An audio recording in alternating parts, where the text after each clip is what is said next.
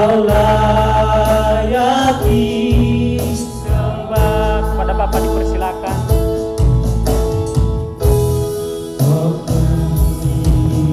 Hosana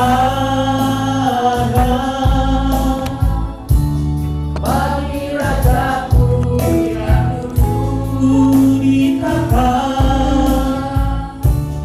Aku muliakan dan ku agungkan.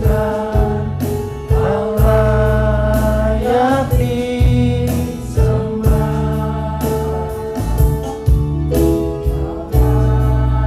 Layak disembah. Kau layak disembah.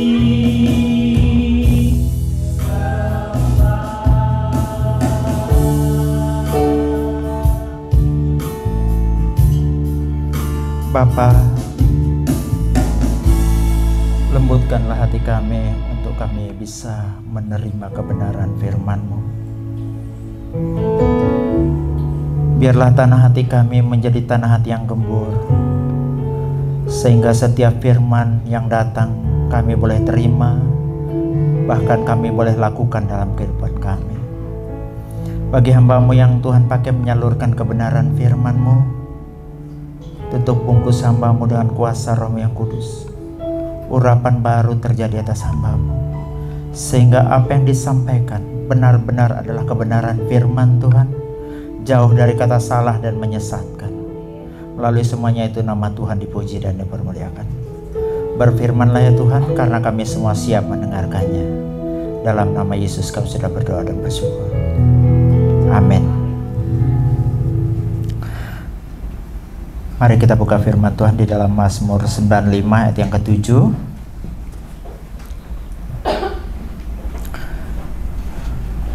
Sampai dengan ayat yang ke-11. Bapak Ibu simak baik-baik, saya akan bacakan. Sebab dialah Allah kita, dan kitalah umat gembalaannya dan kawanan domba tuntunan tangannya. Pada hari ini sekiranya kamu mendengar suaranya, janganlah keraskan hatimu seperti di Meriba, seperti pada hari di masa di padang gurun. Pada waktu nenek moyangmu mencobai aku, menguji aku, padahal mereka melihat perbuatanku. Ayat yang ke-10. 40 tahun aku jemu kepada angkatan itu, maka kataku, mereka semua bangsa yang sesat hati, dan mereka itu tidak mengenal jalanku. Ayat yang ke-11. Sebab itu aku bersumpah dalam murkaku, mereka tak akan masuk ke tempat perhentianku. Kemudian selanjutnya kita buka Ibrani 3 ayat yang ke-8. Janganlah keraskan hatimu seperti dalam kegeraman pada waktu pencobaan di padang gurun. Jadi tema kali ini adalah janganlah keraskan hatimu. Bapak Ibu, sebenarnya minggu ini saya bukan melayani di sini, tapi di Jakarta. Tapi karena sesuatu dan lain hal, sampai di Jakarta nyari pengkhotbah dari Jogja untuk bisa gantikan saya di sana, ya. Tapi saya harap kali ini firman Tuhan boleh menjawab setiap pergumulan kita, karena belakangan ini Bapak Ibu saya lebih banyak membahas tentang hal-hal yang berkaitan dengan bukti dari iman, membahas tentang hal-hal yang kelihatan praktis, tapi kita coba menggali secara mendalam, praktis tapi mendalam. Artinya begini, karena di dalam pelayanan khotbah itu yang kita perlu khotbahkan itu banyak banget. Ada waktunya kita khotbah tentang eskatologi, tentang akhir zaman. Ada waktunya kita berkhotbah tentang moral. Ada waktunya kita berkhotbah tentang etika Kristen. Ada waktunya kita berkhotbah tentang psikologi Kristen. Ada waktunya kita berkhotbah tentang pemberitaan Injil. Ada waktunya kita berkhotbah tentang kristologi. Ada waktunya kita berkhotbah tentang teologi dan macam-macam sebagainya. Yang jelas semua itu harus disampaikan karena Alkitab itu kompleks. Jadi kita juga tidak bisa bilang, oh cuma ini yang penting, yang lain tuh gak penting. Tidak. Karena imanmu tanpa bukti, imanmu tanpa nyata dalam kenyataan, imanmu tanpa nyata dalam tindakan, itu kosong adanya. Iman itu mati adanya. Jadi berapa minggu yang lalu kita sudah membahas tentang apa? Tinggi hati alias sombong. Kapan hari kita membahas tentang humility, kerendahan hati. Sekarang kita membahas tentang teksturnya hati, keras hati, ya. Makanya itu hati-hati dengan hati. Berapa bulan yang lalu kita sudah membahas bagaimana hati yang dikehendaki Tuhan. Tapi kali ini kita akan membahas tentang keras hati. Jadi menurut Alkitab Bapak Ibu, ini harus digarisbawahi ya. Di RCC ini khotbah itu dibangun tidak didasarkan kepada kepentingan di dalam gereja. Dalam arti, oh ada masalah begini kita buat khotbah kayak begini, tidak begitu. Kita lebih pada belajar, ya. Jadi jangan ada yang merasa, oh ini khotbah sengaja dibuat untuk nyerang saya. Khotbah ini diperuntukkan semacam itu, tidak seperti itu.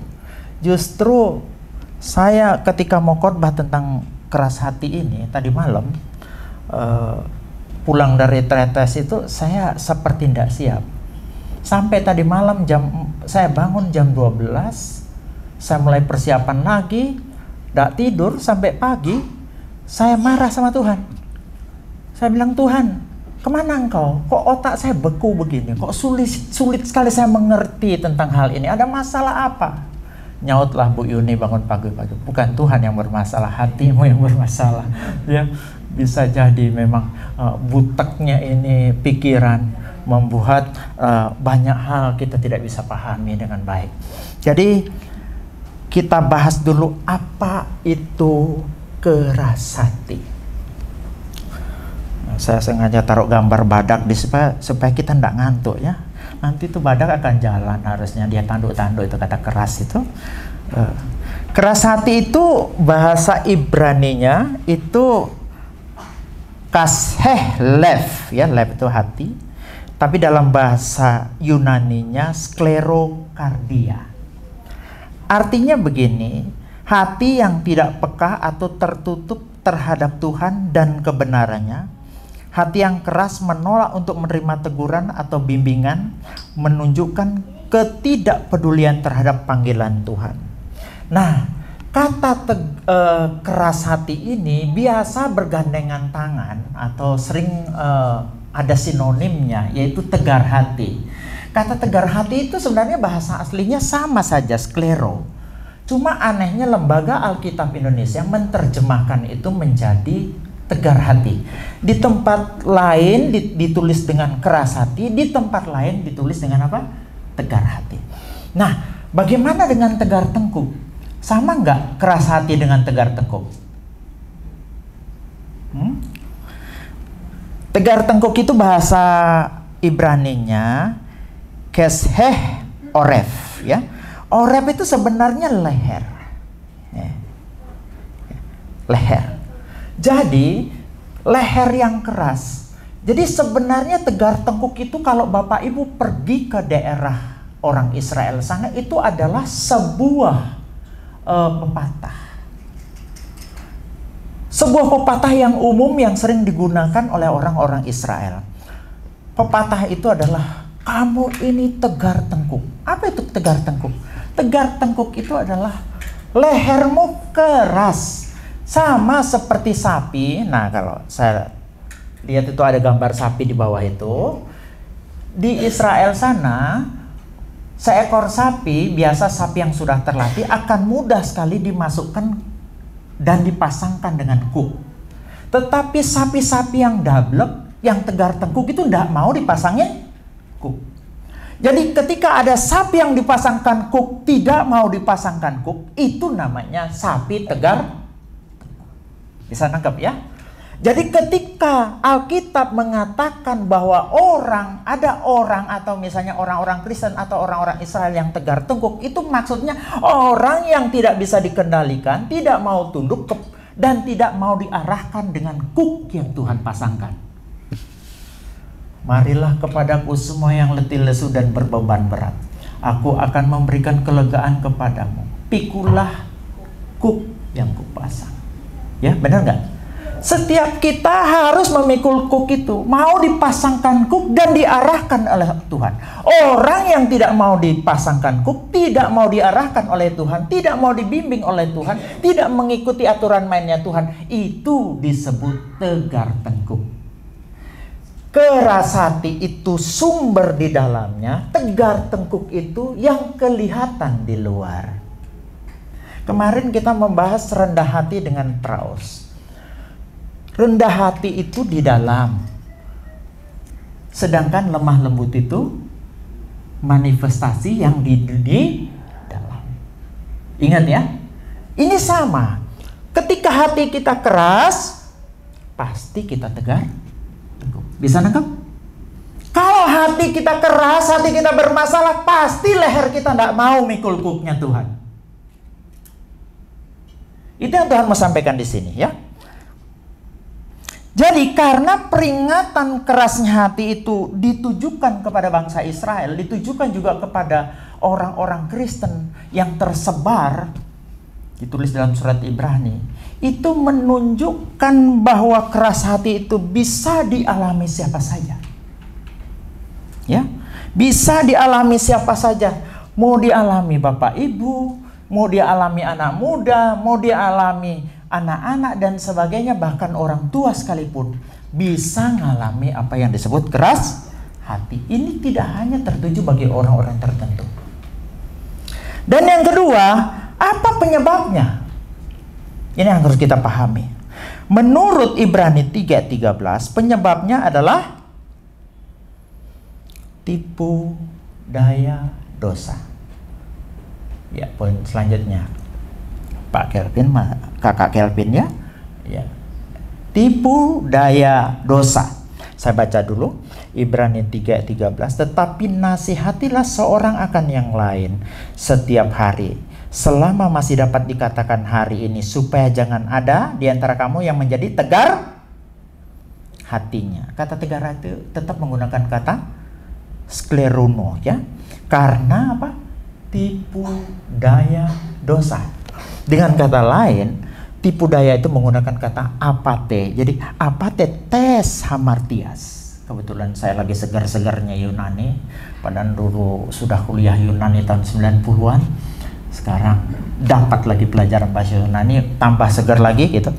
Jadi tipu daya dosa. Dosa itu bisa nipu kita sehingga membuat hati kita keras. Hari ini bohong kecil, di sini mulai dak duk dak, dak duk dak duk dak duk dak begitu. Besok bohong lagi satu kali, mulai lebih kecil suara di sini. Betul nggak? Sampai-sampai kebiasaan berbohong pada akhirnya membuat kita tidak peka. Kenapa kita tidak peka lagi dengan suara di dalam? Karena hati kita telah mengeras, terlapisi dengan dosa-dosa itu. Sehingga tanpa sadar kita tidak lagi sensitif. Bahkan suatu saat kita menganggap dosa itu tidak masalah. Dosa itu benar dan sah-sah saja. Bisa nangkap ya?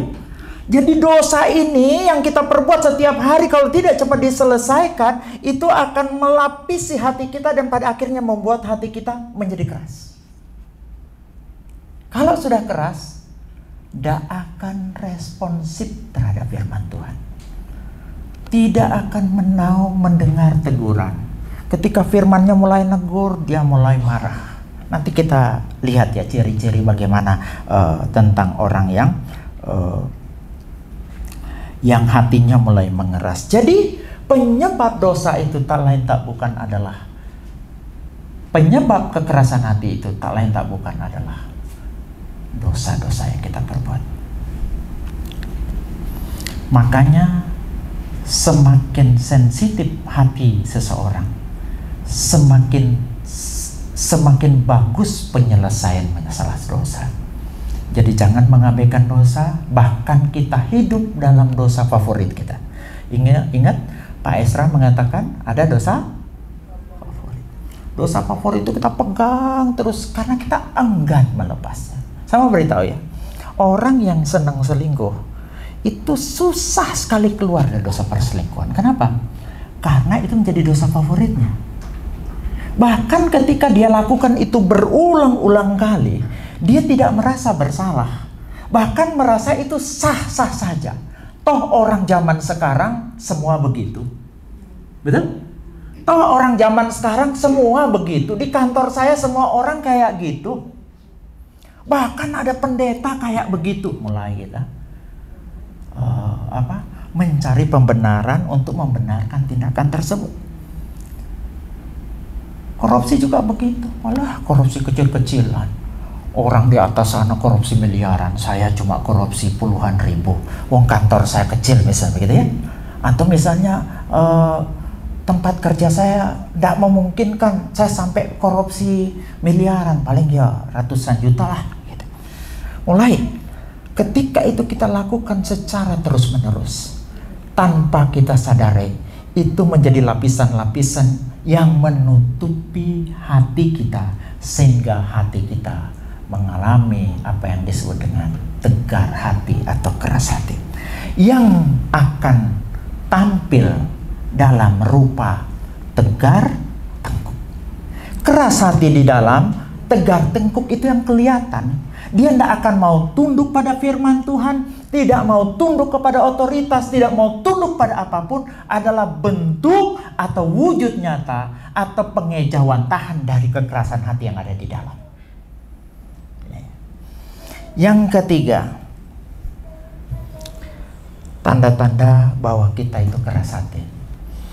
Yang pertama diukur dari sikap terhadap firman. Kalau orang itu selalu menolak firman, tidak mau dengar firman, seolah-olah telinganya dia tutup dengan segala sesuatu, dengan kapas untuk tidak mendengar firman, itu tanda pertama dia bahwa dia hatinya telah keras. Yang kedua, kalau dia mau dengar firman pun dia tolak. Dalam arti dia mau dengar, tapi dia tidak mau lakukan. Masuk firman di sini, keluar di sini. Misalnya ketika kita berbicara tentang kasih. Kemarin kita membahas tentang kasih. Seharusnya kan kalau kita dengar firman tentang kasih, ya kita belajar untuk, oh Tuhan, saya belum benar ini di bidang ini. Oh Tuhan, saya belum benar di bidang pengampunan. Ya kita praktekkan mengampuni, bukan malah mengabaikan firman. Masuk telinga sini, keluar telinga sini. Kalau ini terjadi tanpa kita sadari, sebenarnya mulai ada lapisan-lapisan dalam hati kita yang mengarah kepada apa? Kekerasan hati. Makanya untuk tunduk pada firman itu susah banget. Susah sekali. Saya waktu mempersiapkan khotbah tentang kesombongan, saya nangis. Bodoh ini jadi saksi. Kok setelah saya lihat tentang kesombongan ini, kok semua ada pada saya. Tuhan, ajar saya untuk melakukan firman. Ajar Tuhan supaya saya tidak sombong. Jadi apapun proses yang terjadi, akan saya mau cerita ya. Semua proses yang terjadi di gereja, di pribadi, di keluarga, di mana saya anggap itu adalah suatu yang membentuk diri saya. Dan saya tunduk pada proses yang Tuhan izinkan terjadi sebagai bentuk bahwa kita belajar untuk hidup sesuai dengan kebenaran firman Tuhan. Kemudian ditinjau dari segi ketaatan. Yeremia 5 ayat 23. Tetapi bangsa ini mempunyai hati yang selalu melawan dan memberontak. Mereka telah menyimpan dan menghilang. Kemudian saya buka lagi, saya langsung baca yang ada warna merah ya. Lagi pula ia memberontak terhadap Raja Nebukadnezar yang telah menyuruhnya bersumpah demi Allah. Ia menegarkan tengkuknya dan mengeraskan hatinya dan tidak berbalik kepada Allah Israel. Ceritanya begini. Nabi Yeremia ini kan nabi. Dia mendatangi seorang raja, namanya itu Raja Sedekia yang hidup tahun 597 sampai 586. Raja Sedekia itu adalah Raja Yehuda terakhir. Yeremia mengingatkan Sedekia, Raja, jangan ngelawan Nebukadnezar, itu firman Tuhan. yang harus saya sampaikan kepada Tuanku Raja. Karena apa? Tuanku Raja harus belajar tunduk terhadap proses yang Tuhan izinkan. Nebukadnezar adalah alat yang Tuhan izinkan untuk memproses Tuanku Raja. Sedekia tidak mau dengar, malah memberontak melawan kerajaan Babel. Dalam hal ini Raja Nebukadnezar. Dia menggalang bantuan dari Mesir. Dia bergabung dengan Mesir. Karena memberontak, akhirnya tentara besar-besar, pasukan yang begitu besar dikirim dari Babel untuk menyerang Yehuda waktu itu. Yang pada akhirnya Yehuda jatuh. Bahkan bait Allah dihancurkan secara luar biasa pada tahun 586 sebelum Masehi. Raja Sedekia, anak-anaknya dibunuh di depan matanya sendiri karena tidak taat. Yang kedua, dia sendiri matanya dicongkel, dibawa ke Babel sampai dia mati di Babel. Artinya apa? Orang-orang yang tidak taat pada otoritas, orang-orang yang melawan otoritas spiritual, dalam hal ini Yeremia. Saya ingatkan sekali, seorang nabi itu memiliki otoritas ilahi. Kapan hari kita sudah belajar tentang Saliak Sehadam Kemoto yang mengatakan bahwa orang yang diutus itu sama dengan yang mengutus. Ketika engkau menolak orang yang diutus, engkau menolak yang mengutus. Ketika engkau berlaku baik kepada orang yang diutus, engkau berlaku baik kepada yang mengutus. Orang itu diutus oleh Tuhan. Menurut Kisah Rasul 20 ayat 28, bahwa ternyata setiap hamba-hamba Tuhan itu ditetapkan Roh Kudus. Engkau melawannya, engkau melawan Roh Kudus. Cuma kan tidak kelihatan SK-nya, betul? Jadi apa mau disampaikan di situ? Ketika kita tidak tunduk pada otoritas, bersikeras dengan kehendak sendiri, menolak untuk tunduk, tidak mau bertobat, mengabaikan peringatan, bahkan membenarkan apa yang kita lakukan, hati kita sebenarnya mulai ada lapisan-lapisan di mana kita bisa dikatakan keras hati.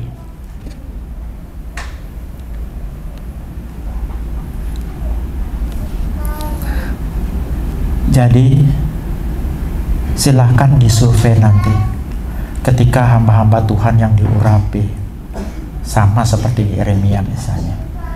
Ketika engkau dan aku berbuat sesuatu kepada mereka, kita akan menerima konsekuensinya. Karena itu ditetapkan oleh Roh Kudus. Mereka itu bukan orang sembarangan. Sampai kapan hari? Telepon. Dia bilang begini, Pak, bukankah semua orang Kristen, Pak? Ya. Ketika engkau orang Kristen, di dalammu ada Roh Kudus. Engkau juga duta-dutanya Tuhan. Engkau wakil-wakilnya Tuhan. Sedangkan engkau yang tidak full timer dilindungi oleh Tuhan, apalagi yang full timer, ya, yang sungguh-sungguh mengabdikan dirinya untuk pekerjaan Tuhan. Yang ketiga, ditinjau dari hubungannya dengan Allah. Saya tidak akan bacakan ayatnya. Saya cuma mau bilang begini. Orang yang keras hatinya itu kalau ditinjau dari hubungannya dengan Allah, biasanya berkurangnya intimasi dengan Tuhan. Kayaknya tidak bisa masuk hadirat Tuhan. Dia mau berdoa gitu kayak tidak bisa masuk. Susah sekali. Ada yang berdoa cuma asal berdoa atau tunggu masuk dulu. Kalau Bapak Ibu berdoa sungguh-sungguh, itu masuk dalam hadirat Tuhan. Tidak rasa itu waktunya Bapak Ibu berdoa. Mungkin berjam-jam kita tidak sadar. Tapi kalau kita memiliki kekerasan hati, kita akan renggang dengan Tuhan. Mau bangun intimasi, mau masuk ke hadirat Tuhan, tidak bisa. Kemudian kita akan malas berdoa dan malas baca firman. Akan malas berdoa. Ya berdoa sepotong aja nanti kalau butuh. Padahal doa itu bukan cuma urusan meminta, itu adalah relasi. kita dengan Tuhan. Bukan cuma nanti butuh baru, Tuhan saya minta ini. Tidak begitu. Kalau Bapak Ibu nanti sudah sampai dalam level itu, kita akan merasakan kedekatan yang luar biasa, menikmati indahnya hadirat Tuhan yang luar biasa itu dalam persekutuan dengan Tuhan.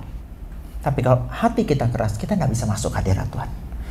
Baru kehilangan kerinduan ke gereja toh nanti kalau sempat. Tidak ada rasa rindu.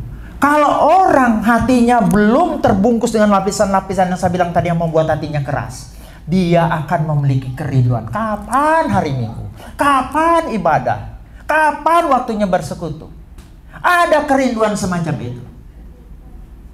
Ya. Jadi kalau tidak ada kerinduan, coba periksa hati. Jangan-jangan ada lapisan-lapisan seperti itu yang membuat hati kita condong kepada hati yang keras. Kemudian mulai meragukan kuasa Tuhan, mulai tidak percaya. Kemudian tidak percaya pada janji Tuhan. Tuhan janji A, tidak percaya. Tuhan janji B, tidak percaya. Mulai pakai logika. Loh, Bapak Ibu, kalau dalam menghadapi hidup ini, engkau dan aku, saudara dan saya cuma ngandalin logika, banyak kalahnya kita. Banyak ruginya kita. Tapi ketika kita belajar berjalan sesuai dengan maunya Tuhan, bertanya dulu sebelum melangkah kepada Tuhan, saya yakin janji perlindungan, penyertaannya dan bimbingannya akan mengarahkan kita kepada keberhasilan. Yang keempat, respon terhadap teguran. Ini ukuran selanjutnya. Singkatnya begini. Orang kalau keras hati itu nggak bisa ditegur. Betul? Ditegur mencak-mencak dia. Ditegur marah dia. Bahkan kalau dia tidak marah, dia akan melindungi dirinya waktu ditegur. Nanti saya akan bahas lebih lanjut bagaimana defense mekanisme orang ketika ditegur. Saya cuma mau bilang, dalam hidup ini menegur maupun ditegur itu sama susahnya. Makanya bersyukur kalau di gereja ada yang negur kita. Karena menegur itu bukan sesuatu yang gampang. Ya. Kalau yang tegur itu benar, kita harus buka hati. Saya salah. Jadi menegur itu juga hal yang susah. Tetapi terutama yang ditegur, kalau kita ditegur, kita tahu itu salah dan kemudian kita anggap bahwa yang menegur yang salah, coba periksa hati. Jangan-jangan ada kekerasan di situ. Karena memanglah kalau ditegur itu antara enak dan tidak enak. Kadang hati ini memberontak, tetapi kalau hati kita normal dan memang benar-benar kita memiliki hati yang baru, ya, tidak ada lapisan-lapisan kekerasan hati itu, kita akan menerima teguran sebagai sesuatu yang bagus. Karena apa dikatakan? Teguran yang nyata lebih baik daripada kasih yang tersembunyi, ya. Siapa membenci teguran adalah dungu. Itu Alkitab yang bilang, Amsal 12 ayat 1.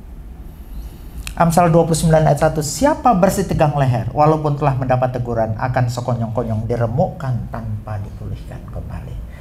Jadi Bapak Ibu, kalau ada yang mau negur kita, bersyukurlah. Dan kita wajib belajar nerima. Sebagai bentuk ekspresi kita telah memiliki hati yang baru. Gak perlu mengeraskan hati. Apalagi yang negur itu adalah firman Tuhan. Tuhan, saya salah. Tuhan, ampuni saya. Hati saya tidak beres.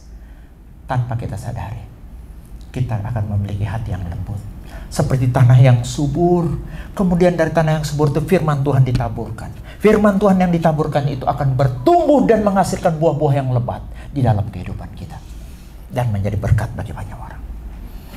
Yang kelima, kondisi spiritual. Mbak, ceritanya begini. Suatu saat Yesus membuat banyak mukjizat. Bahkan banyak melakukan perkara-perkara ajaib. ketika angin sakal datang, Yesus tiba-tiba berjalan di atas air. Ketika mereka melihat Yesus berjalan di atas air, murid-murid itu tidak ngerti. Apa yang mau disampaikan oleh Yesus? Lihat aku ini adalah Tuhan. Kalau bukan Tuhan sudah lama saya kendelep.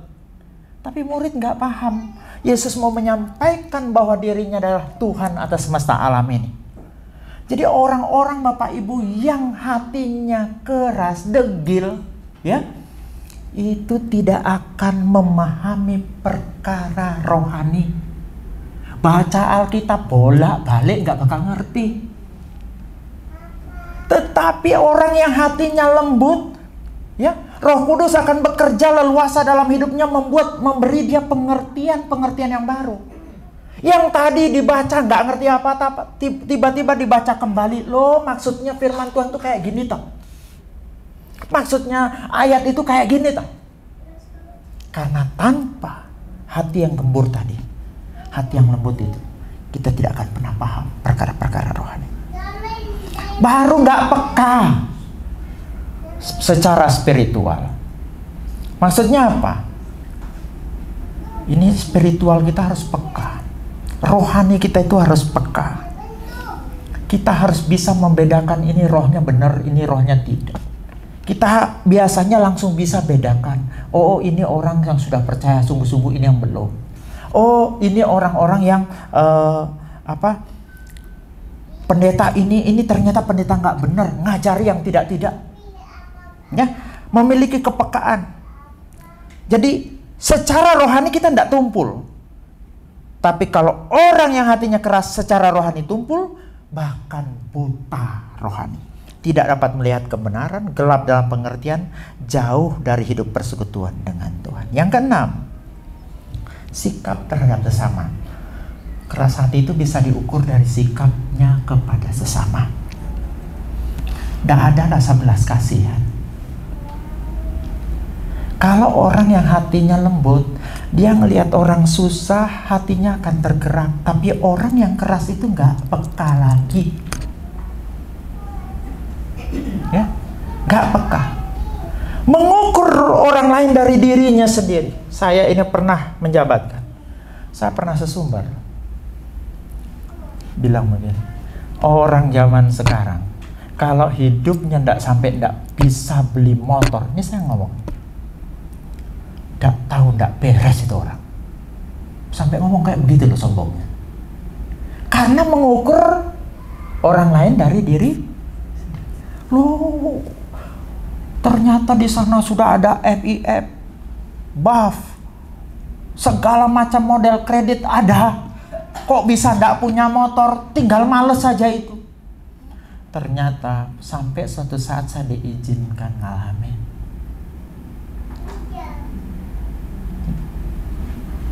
Cari uang 2.000 di mana ya kemarin?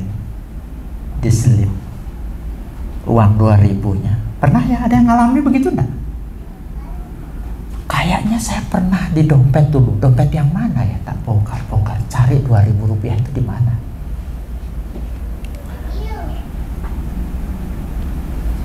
Kadang waktu kita di atas begitu sesumbar, menganggap semua masalah orang sama. Ternyata ketika kita diizinkan mengalami posisi itu, baru kita sadar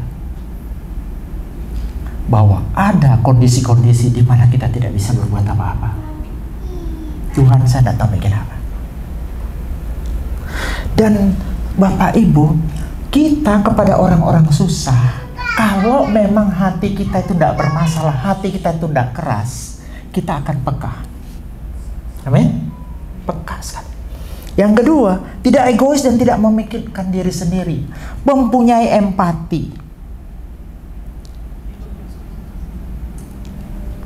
Kemudian yang ketujuh, ini yang saya urai lebih banyak ya, pola pikir. Orang rendah hati itu, orang tidak keras hati itu, orang yang keras hatinya selalu mencari alasan. Tidak mau mengakui kesalahan, menyalahkan orang lain atau keadaan. Ini sering dalam bahasa psikologi namanya defend mechanism. Apa itu defense mechanism?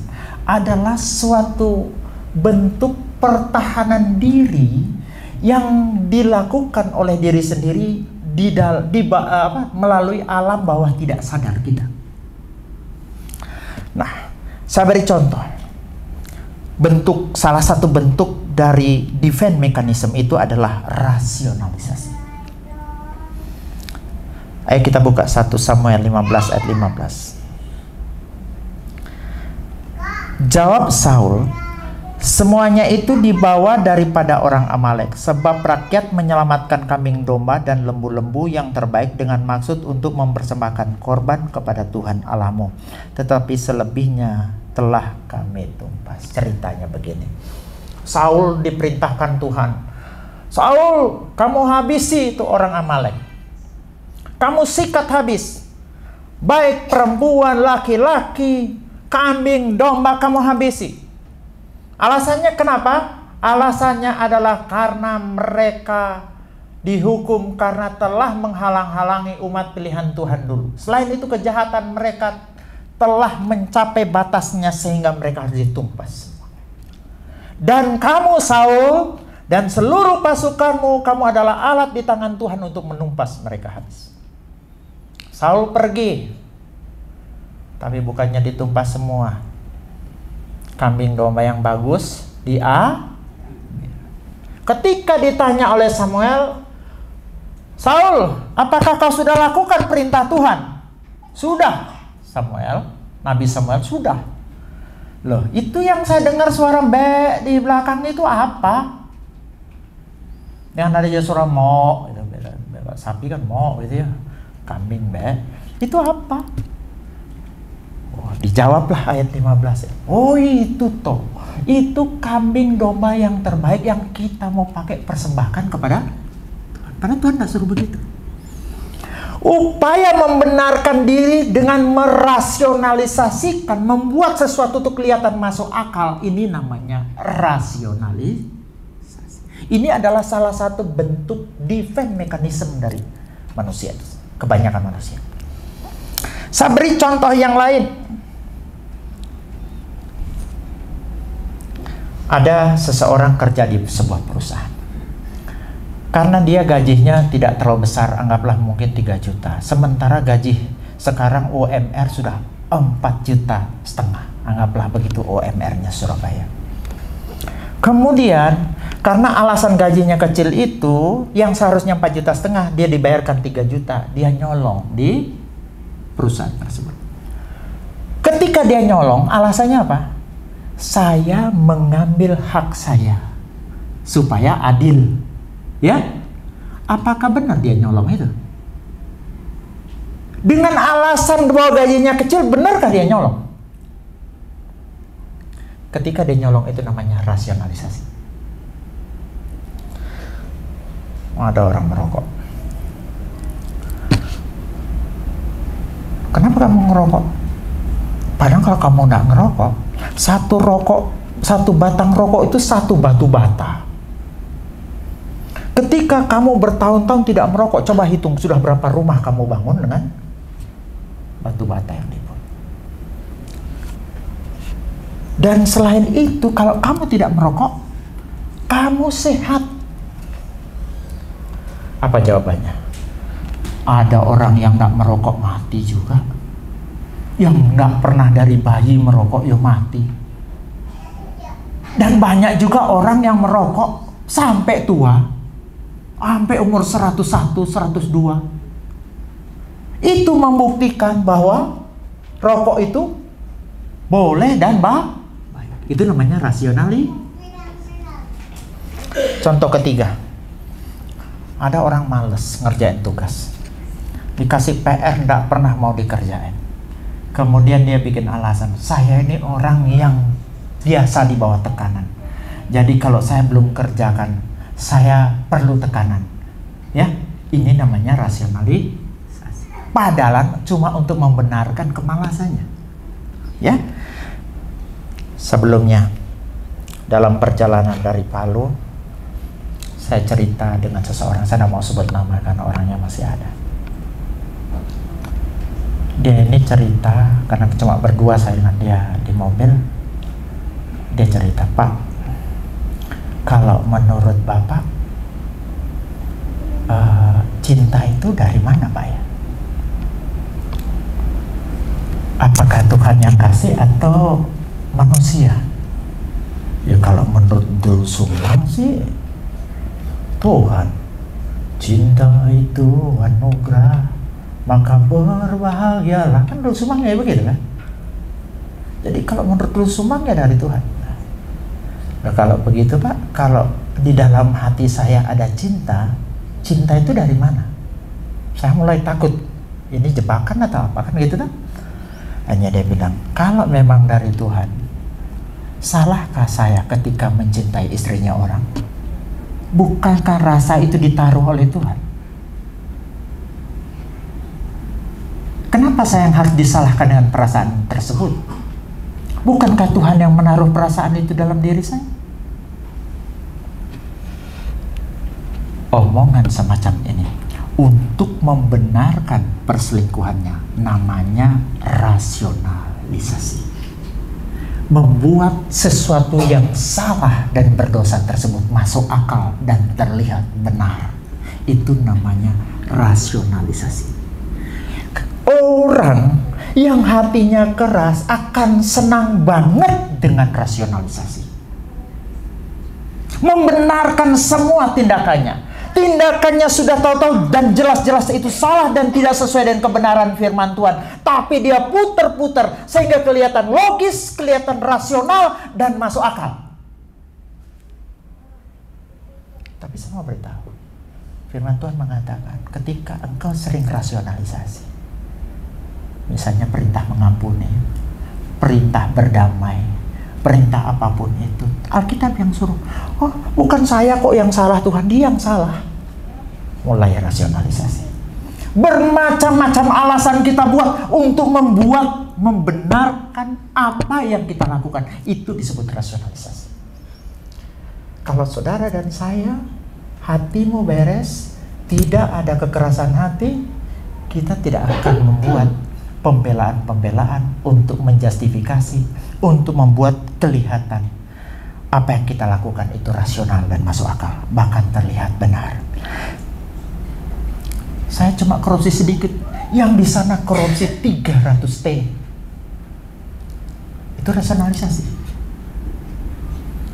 Saya melanggar lampu merah, karena bukan cuma saya, banyak kok yang melanggar. Apakah orang lain melanggar membenarkan engkau melanggar lampu merah? Itu rasionalisasi. Yang selanjutnya ada yang namanya proyeksi. Tadi itu rasionalisasi, proyeksi. Proyeksi ini sebenarnya Bapak Ibu bisa dilihat dalam Kejadian 3 12-13. Ketika Adam dan Hawa didatangi oleh Tuhan. Adam, di manakah engkau? Disidanglah mereka. Kok kamu makan tuh buah? Adam bilang, bukan saya Tuhan, istri saya. Hawa ditanya, kamu? Bukan saya Tuhan, si ular. Terus begitu. Ini namanya proyeksi. Ketika di keluarga ada masalah, kita suka memproyeksikan, bukan saya, suami saya. Suami bermasalah, bukan saya yang bermasalah, tapi karena istri saya. Semua ini terjadi karena anak-anak saya. Semua ini terjadi karena tetangga saya. Kita proyeksikan semua tanggung jawab ke orang lain. Ini adalah salah satu tanda bukti bahwa saudara dan saya memiliki kekerasan hati. Orang yang tidak keras hati akan mengambil alih semua tanggung jawab yang patut dipikulnya. Saya pernah bilang sama Bu Yuni, seandainya ini kita mudah-mudahan tidak terjadi dan saya yakin tidak terjadi. RCC ke depan biasanya angkat tutup. Saya akan berani berkata, saya yang gagal. Sebagai bentuk tanggung jawab. Bukan orang lain. Karena kita harus belajar, kalau kita memproyeksikan semua masalah pada orang lain, itu tanda-tanda hati kita bermasalah. Ada masalah, si anu sih. Ada masalah lagi, si anu sih. Ingat, bereskan hati kita. Jangan sampai ada lapisan-lapisan yang membuat kita suka memproyeksikan tanggung jawab, memproyeksikan masalah karena salah kita sendiri kepada orang lain atau kepada keadaan.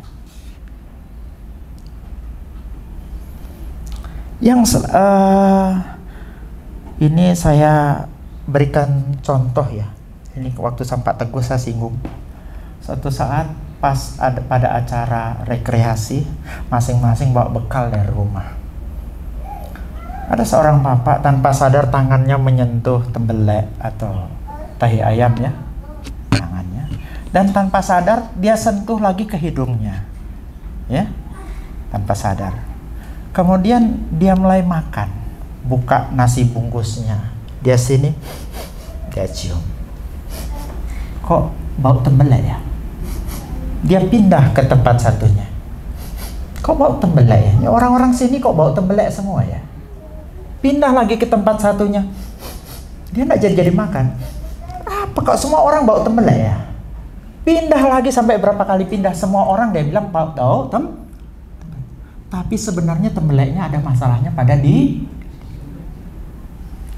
Betapa sering kita memproyeksikan masalah kita pada orang. Kok dia bermasalah ya? Kok si ini bermasalah ya? Kok si anu begitu ya? Padahal masalahnya itu pada diri. Di mana pada dirinya? Hatinya yang mengeras. Amin.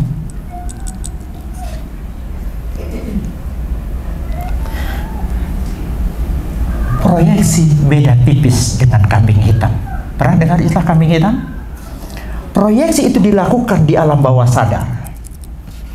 Kambing hitam dilakukan dengan sengaja. Kambing hitam itu sebenarnya berasal dari scapegoat. Ini dilakukan oleh William Tyndall pada abad ke-16. Scapegoat, ya. Jadi kambing yang sengaja dilepaskan melarikan diri. Ini sebenarnya diambil dari kisahnya orang Ibrani. Orang Ibrani itu sebelum melakukan persembahan masuk ke hadirat Tuhan di dalam ruang Maha Kudus, mereka bawa 2 ekor kambing, dan kambing ini warnanya hitam. Yang satu dua kambing ini diundi, yang satu ke Asasel, yang satu ke Tuhan. Yang mana undiannya jatuh untuk Tuhan itu harus disembelih. Yang satu dilepaskan, yang undiannya jatuh kepada Asasel dilepaskan. Kambing yang dilepaskan inilah disebut dengan scapegoat, yang diterjemahkan oleh William Tyndall, yang kemudian dimengerti sebagai kambing hitam. Karena dianggap kambing hitam inilah yang dilepaskan ke padang gurun itu memikul semua kesalahan. Jadi dari saat itulah muncul istilah setiap orang yang dipersalahkan karena sesuatu itu disebut kambing hitam. Ini sejarahnya saya cerita dulu. Jadi orang yang keras hati akan selalu, selain proyeksi, dia akan selalu cari kambing hitam. Ketika dia gagal, keadaan yang disalahkan. Ketika dia bermasalah, orang lain dipersalahkan. Kalau tadi dilakukan di alam bawah sadar, yang ini dilakukan secara sadar. Saya yakin mudah-mudahan di tempat ini tidak ada kita yang suka mengkambing hitamkan orang lain. Yang ke-8, kehidupan doa ini cuma singkat sekali. Diukur dari kehidupan doanya.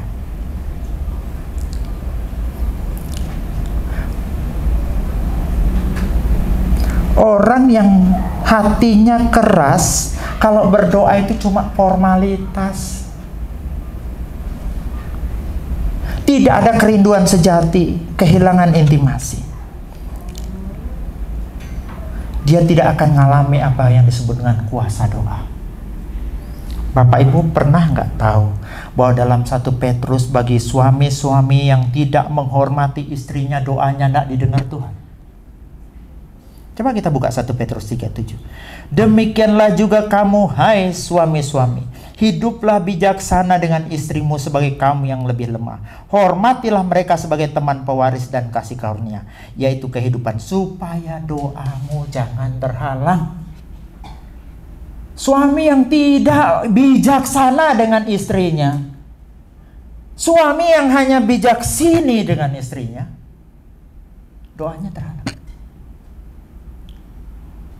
Makanya ketika hati kita telah dibentuk oleh Tuhan, hati kita mulai lembut, tidak ada kekerasan, kita akan ketika dengar firman Tuhan sampai rumah harus kita praktekkan ini.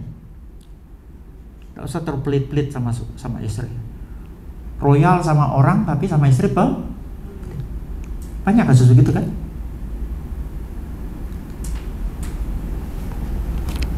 Jadi doa itu harus ada kuasa. Karena kalau hati saudara dan saya keras, kita kehilangan kuasa itu. Kalau ada orang kerasukan sini dan yang doakan itu orang yang keras hati, saya yakin bukan setan yang keluar, dia keluar diusir oleh setan. Karena doa yang dijawab Tuhan itu, pertama, doa dilakukan dengan cara yang benar. Doa yang dialamatkan pada alamat yang benar. Yang ketiga, dilakukan dengan motivasi yang benar. Yang keempat, doa yang dilakukan dengan apa?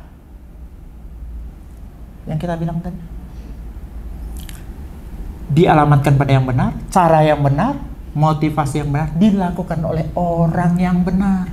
Benar secara status kita dalam Yesus. Yang kedua, benar secara kondisi. Kebenaran itu ada dua. Benar secara status. Ketika engkau dan aku di dalam Yesus, kita disebut orang-orang benar. Tetapi kita harus hidup juga secara benar, secara kondisi. Karena kalau tidak secara kondisi ini secara benar, doa kita tidak punya power. Yang menjadi penghalang doa kita kepada Tuhan adalah segala dosa-dosa kita. Betul?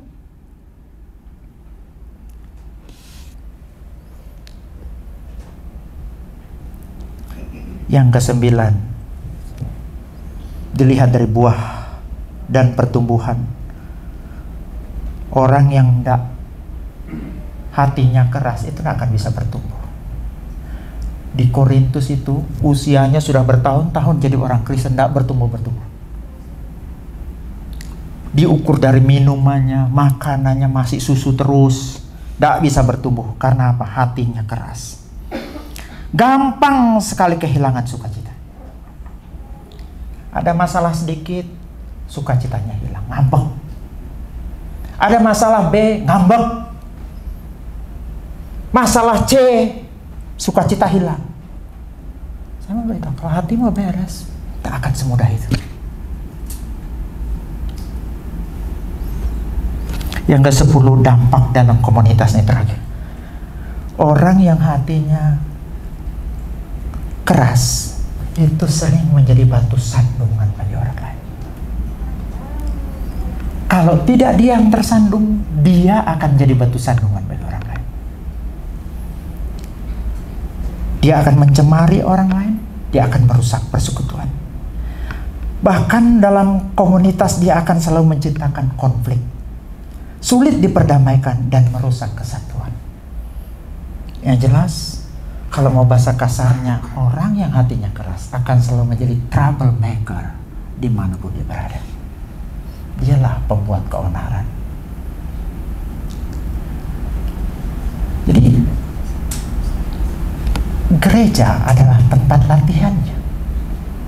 Kita harus belajar benar-benar menerapkan kasih. Kita harus belajar benar-benar mengampuni. Disinilah tempatnya. Karena kalau tidak, di surga itu tidak diperlukan. Mau mengampuni siapa? Ya kan?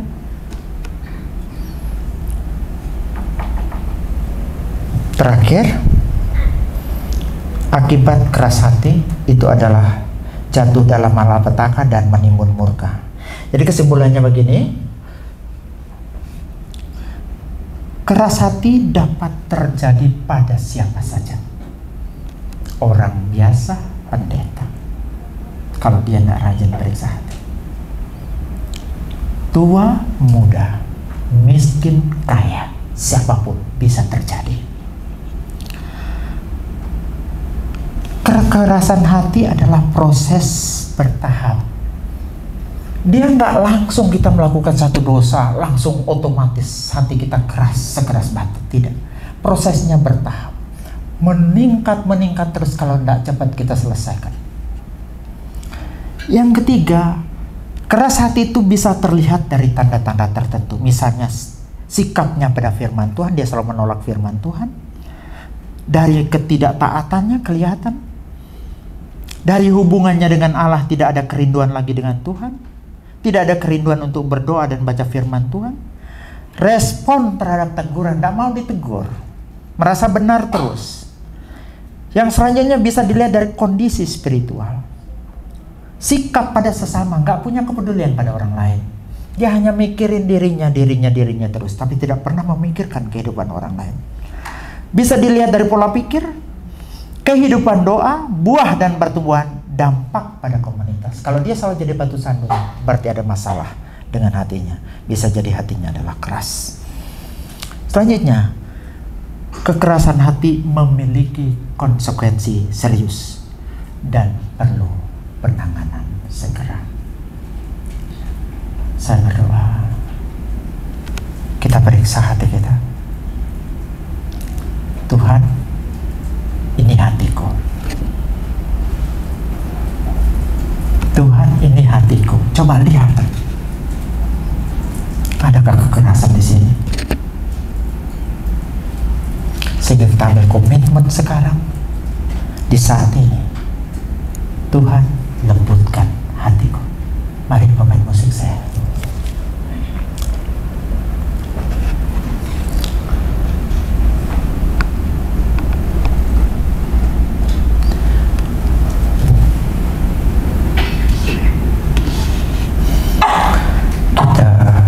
Minta Tuhan ubah hati kita. Ubah hatiku.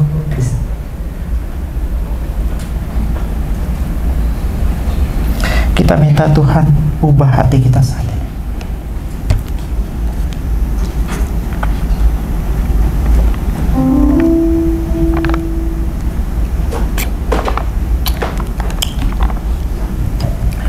Ayo kita belajar tunduk pada firman Tuhan.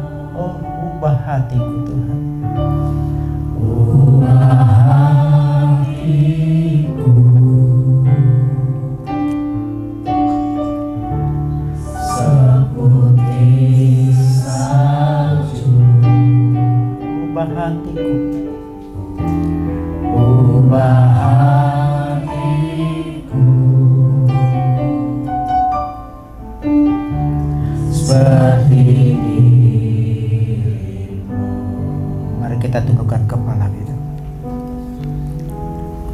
Ubah hati kami Tuhan. Lembutkan seperti diri-Mu. Biarlah kami saat ini kembali, bukan kami pribadi yang datang, karena kami membawa hati yang baru, hati yang dijamah dengan kuat kuasa Roh yang Kudus, hati yang telah diperkenan oleh Tuhan.